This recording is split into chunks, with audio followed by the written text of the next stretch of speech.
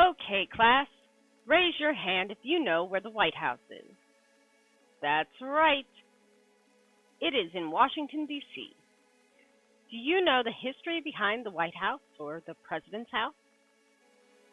Or think you do? No? Well, come join me as we investigate this great building's history. Our former First Lady talked about the White House back in 2016. She stated, "The story of generations of people who felt the lash of bondage, the shame of servitude, the sting of segregation, but who kept on striving and hoping and doing what needed to be done, so that today I wake up every morning in a house that was built by slaves." This was a house built by both skilled and unskilled slave labor. It was intense manual labor. Our first president, George Washington, supervised the building but never lived in the White House itself. James Hoban was the architect. He won after submitting his drawing to the commission. The building of the White House took 8 years. Our second president, John Adams, was the first president to live in the White House when the building was finished in 1800. Did you know the British burned the White House? Well, they did during the War of 1812. The reconstruction of the White House did not begin until 1814. Dolly Madison is credited with saving the portrait of George Washington as the British troops descended onto Washington.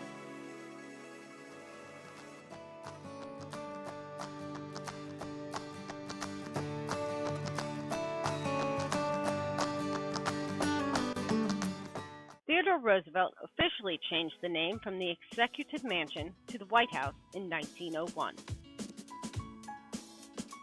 1902 is the year that Theodore Roosevelt starts to remodel the White House. It is he who adds the West Wing that we know so well today. Although Washington appreciated the oval shape and there are other oval rooms in the White House, it is President Taft who orders the Oval Office be built and used for the president's work.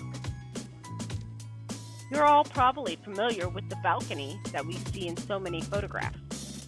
But did you know that it was not built until the Truman presidency in 1948?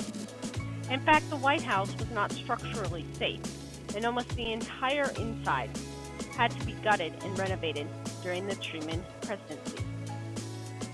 In fact, due to all the renovations over the years, the only part of the White House that is left from when Washington was president and John Adams got to live there are the 4 exterior walls.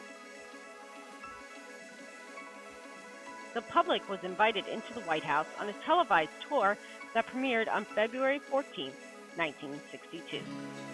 Jackie Kennedy, First Lady, shows off her cosmetic improvements to the Great House. Today, the White House is still the President's house and is a symbol of American democracy. Thank you for joining me on this video.